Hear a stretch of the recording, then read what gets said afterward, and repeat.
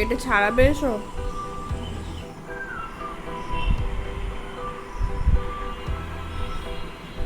Half murder হয়ে গেছে, but এক একটা খুব সুন্দর আছে। ভেজে দিলে সবই সমান বলো। ভাজার কাছে আর গরম ভাতের কাছে কিছু লাগে না। বলছি ভাজা আর গরম ভাতের কাছে আর কিছু লাগে না। Good morning. Good morning. কি এটা?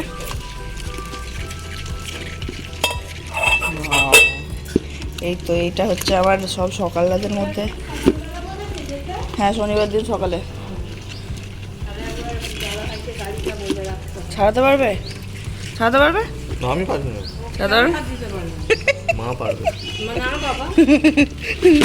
না, এই আসতে ঝাঁকিও না। মোটামুটি সকাল রাত সবই একটু হেলিয়ে দিচ্ছে, তাতেই সব উঠে আসছে। কি দরকার, মোটামুটি সব সকাল রাত পূরণ হয়ে গেছে আমার খাওয়া দাওয়া। এবার যে কোনো দিন ডেলিভারি হলে হয়ে যাবে। বলো বলো, আর তোমার কোনো বক্তব্য আছে? তোমাকে শুধু ওই একটা জিনিস খাওয়াতে পারলাম। কি খাওয়াতে পারলে না? ওই বাঘের দুধ। বাঘের দুধ, এই কাঁকড়ার টক, ও দেশি কাঁকড়া।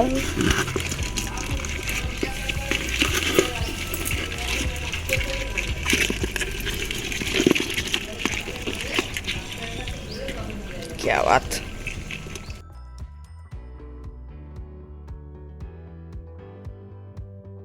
হ্যালো এভরিওয়ান, কেমন আছো সবাই? আশা করছি তোমরা সবাই খুব খুব ভালো আছো।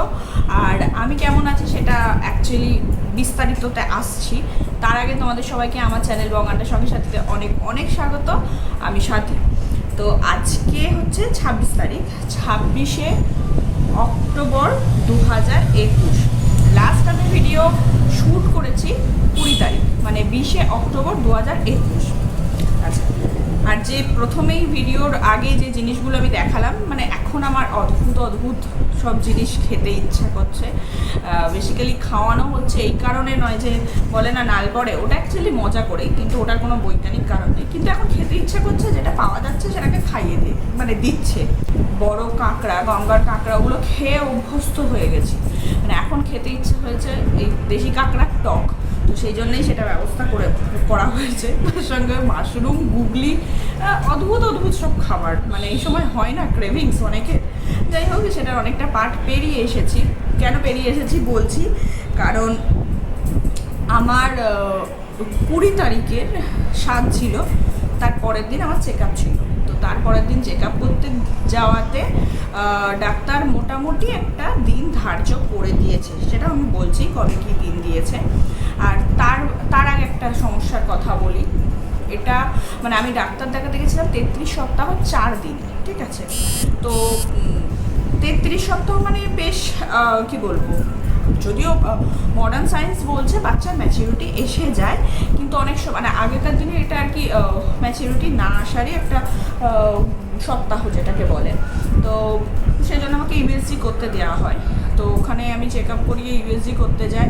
ইউএসজির ওখানে অনেকক্ষণ বসে থাকতে হয়েছিল। তার জন্যে কিনা জানি না আমার প্রচণ্ড কষ্ট আমি তার পরের দিন পেয়েছি। পাটা ফুলে গিয়েছিল, মুখটাও এমনিও দেখতে পাচ্ছ মুখ টুকগুলো ফোলা ফোলা। এটা ডাক্তারের কাছে একটা চিন্তার কারণ। ডাক্তার আমাকে বারবার খেয়াল রাখতে বলেছে, সকালবেলা উঠে পা ফুলছে কিনা খেয়াল রাখতে। তো সকালবেলা ওই দিনই ফুলে উঠেছিল, কারণ আমি 8:30 বাড়ি থেকে বেরিয়েছি, চেক আপ করিয়েছি, ওখান থেকে ইউএসজিতে গেছি। ইউএসজি করে আস্তে আস্তে আমার বাড়ি 12টা বেজে গেছে। এবার ওখানে আমাকে বসে থাকতে হয়েছিল, যার জন্য আমার খুব পায়ের যন্ত্রণা, কোমরের যন্ত্রণা প্রচণ্ড ফেস করছি। পেটটা শক্ত শক্ত মাঝে মাঝে হয়ে যাচ্ছে। একটা নতুন যেটা হয়েছে, যেটা আমি একটা গ্রুপে পড়ছিলাম, আমি বেসিক্যালি একটা হিলোফাই বলে অ্যাপস আছে, ওইটা আমি প্রেগনেন্সির প্রথম থেকেই আমি ওটাকে মানে ইউজ করছি। তো ওটা বেশ ভালো। আমি প্রত্যেকটা সপ্তাহ ওয়াইজ একটা প্রেডিকশান পাই বা ডে ওয়াইজ, সেটা আমার খুব ভালো লাগে। আর তার সঙ্গে একটা এফবি গ্রুপে আছি, হোম রেমেডিস সামথিং এরকম একটা ব্যাপার। তো আরও কিছু জায়গায় আমি বেবি ডেস্টিনেশন এইসবগুলোতে আমি করতে গিয়ে দেখছিলাম এই সময় নাকি নখ ভেঙে যাওয়ার একটা প্রবণতা হয়। সত্যি সত্যি দেখো আমার নখগুলোর কী অবস্থা। মা নেই, বাবা নেই, এটা ভাঙা অর্ধেকটা, এটা পুরো মোচা, এটাও গেছে, এটা একটুখানি আছে, এটাও গেছে, এই হাতেরও সেই অবস্থা। অ্যাকচুয়ালি নখটার আমার খুব ইম্পর্টেন্ট এখন মানে কাজ হচ্ছে গা চুলকানো। অনেকের হয় এই সময়টা, আমার প্রচণ্ড গা চুলকাচ্ছে, চিরুনি তো ডাক্তার ওষুধ দিয়েছে, খেয়েছি, কমেছে, আবার হচ্ছে। এবার এই সময়টা হয়, আমার শাশুড়ি মায়েরও হয়েছিল। রূপম যতক্ষণ বাড়িতে থাকে রাত্রে ঘুমোনো পর্যন্ত আমার, বা ওর ঘুমোনো পর্যন্ত আমার কোমর, পা, পিঠ টিপে দেওয়ার চেষ্টা করে, যেটা এই সময় খুব দরকার একজনের। আর হচ্ছে তোমার, হ্যাঁ, যেটা দেখায় ইউএসজি তো করতে গেলাম। ইউএসজি করতে গিয়ে আমার 33 সপ্তাহ 3 দিনের আমার এখানে ইয়ে দিয়েছিল, 33 সপ্তাহ 3 দিনের। কিন্তু বেসিক্যালি আমার বেবির যে ম্যাচুরিটি সেটা অ্যারাউন্ড 33 to 35 উইকস এখানে। আর ওর ওয়েটটা হচ্ছে তোমার এই যে 2636 গ্রাম। দাঁড়াও, কোথায় গেলি বাবা, এই যে মানে 2 কিলো 636 হয়ে গেছে। এবার ওটা তোমার -16 to 18% ধরা হয়, আর ডায়াবেটিক মায়েদের ক্ষেত্রে সেটা 24%।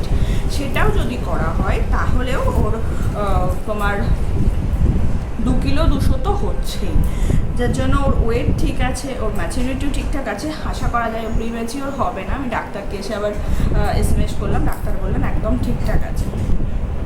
তো এমনি এইসব প্রবলেমগুলো আছে, তার সঙ্গে পেটটা না মাঝে মাঝে শক্ত হয়ে যাচ্ছে।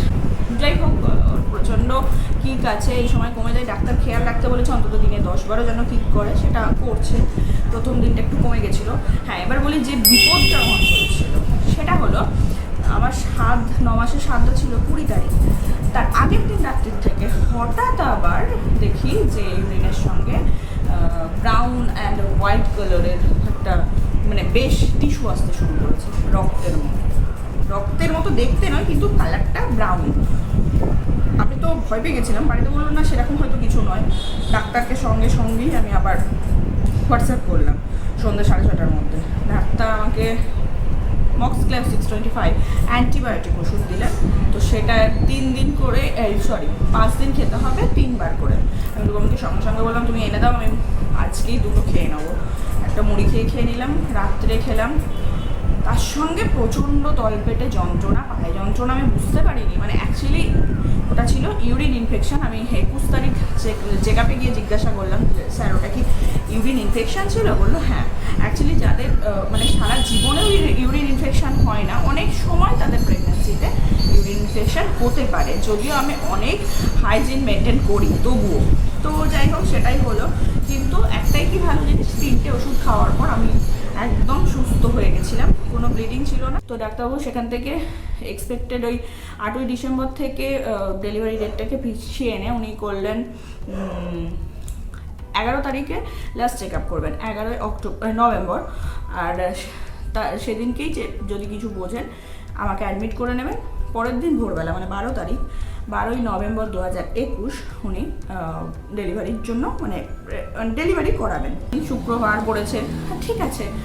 যদি আমাদের কোনো স্পেশাল কোনো ডেট ছিল না, আমাদের যেদিনকে বলবেন সেই দিনকেই ইচ্ছা আছে। তো সেটা হয়ে গেল। এরপর আমি দেখাবো ওই হসপিটাল ব্যাগ প্যাকিংয়ের ব্যাপারটা। আমি একটা মোটামুটি লিস্ট করে রেখেছি, নার্সিংহোম আমার কাছেই।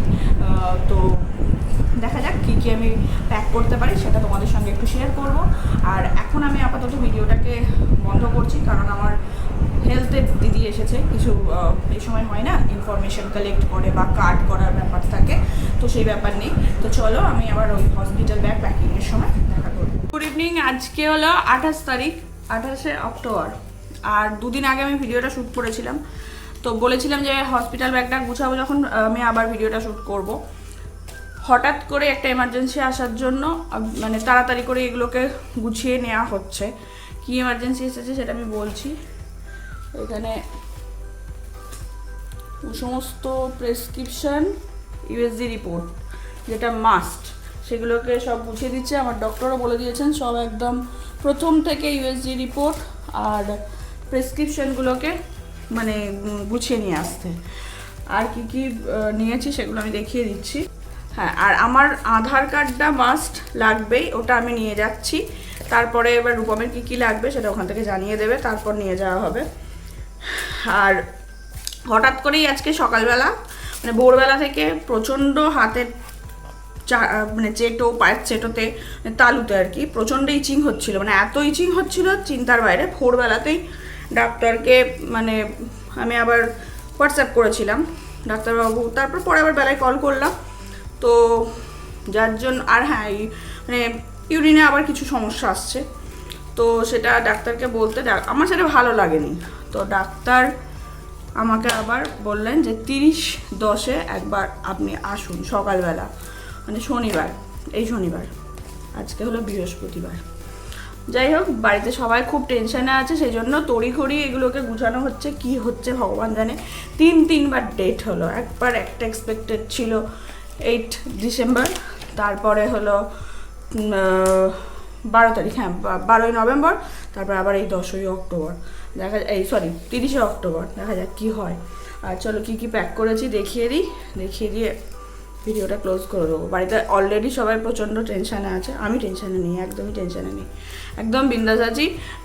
এইগুলো চেঞ্জ করে নিয়েছি, এমনি পলা, আর এটা মাদুলি সব মানে মাদুলি নয়, কারেতে রেডি করে পরে ফেলেছি, কারণ এরকমভাবেই যেতে হবে। যাই হোক, দাঁড়াও কী কী প্যাক করেছি দেখাই। প্রথমে প্রেসক্রিপশনটা বললাম, প্রেসক্রিপশন আর ইউএসজি রিপোর্টস আছে।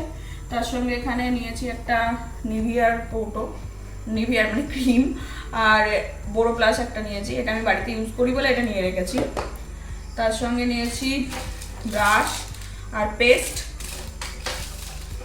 এটা চিরুনি অবশ্যই, এটা সিঁদুর, আর সাবানটা মাকে বললাম, মা সাবানটা দিয়ে দিয়েছে। তার সঙ্গে একটা তেল নিয়ে রেখেছি, জানি না কতটা কি ইউজ হবে, একটা ছোট্ট মতো তেল, একটা ক্ল্যাচার নিয়েছি, তার সঙ্গে কিছু এমনি গার্ডার নিয়ে রেখেছি, কারণ মা বলছিল যে ওখানে ওই বিনুনি করে দেয় দুদিক দিয়ে, তো শুতে সুবিধা হওয়ার জন্য, তো সেই জন্য কতগুলো গার্ডার নিয়ে নিয়েছি, আর তার সঙ্গে ক্ল্যাচারটা নিয়েছি। স্যানিটাইজার তো মাস্ট, এটা আমি হাতে করে নিয়ে যাব, মাস্ক মুখে থাকবে। একটা গ্লাস আর একটা চামচ নিয়েছি, হয়তো বা লাগবে না, তো নিয়ে নিয়েছি। আর এখানে একটা নাইটি নিয়েছি, তবে ওরা নাইটি প্রোভাইড করে, তবু আমি নিয়ে রেখেছি একটা গামছা, একটা বেড কভার, এইটা শাড়িটা নিয়ে রেখেছি, গিয়ে যদি বলে যে না লাগবে তাহলে এটা বাড়িতে ব্যাক করে দেবো।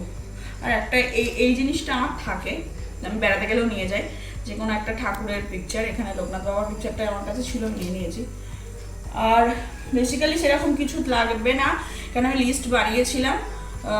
তার সঙ্গে আমি জুতোটা যাওয়ার দিন একটা স্লিপার পরে নেবো, তাহলে ওটা আমার হয়ে যাবে, বা আমি বাড়ি থেকে একটা জুতো এমনি নিয়ে নেব। আর কিছু নিচ্ছি না সেরকম। আর অবশ্যই তো তোমার ন্যাপকিন ওইগুলো তো থাকবেই, কারণ ওটা তো মাস্ট। ব্যাস এইটুকুই আপাতত গুছিয়ে নিয়েছি, তারপর যা লাগবে যেহেতু বাড়ির কাছে সব কিছু আবার চলে যাবে, আর যদি নার্সিংহোম সব কিছু প্রোভাইড করে তাহলে তো ব্যাপারটা মিটেই যাবে। তো এই আমার হলো হসপিটাল ব্যাগ প্যাকিংয়ের ভিডিও। তো এইটুকুই আমি আর মানে নার্সিংহোম ব্যাগের প্যাকিং, তো নার্সিংহোম ব্যাগ প্যাকিংয়ের ভিডিও এইখানে আমি আমার ভিডিওটা শেষ করছি, কারণ আর বক করতে পারছি না, আবার গিয়ে শুরু করতে হবে, অনেকক্ষণ বসে আছি। চলো তাহলে আজকে তাহলে এই পর্যন্তই। সবাই খুব ভালো থেকো, সেফ থেকো, আর অবশ্যই ভিডিও ভালো লাগলে ভিডিওগুলো সাবস্ক্রাইব করো, মানে চ্যানেলটাকে সাবস্ক্রাইব করো আর ভিডিওটাকে লাইক করো।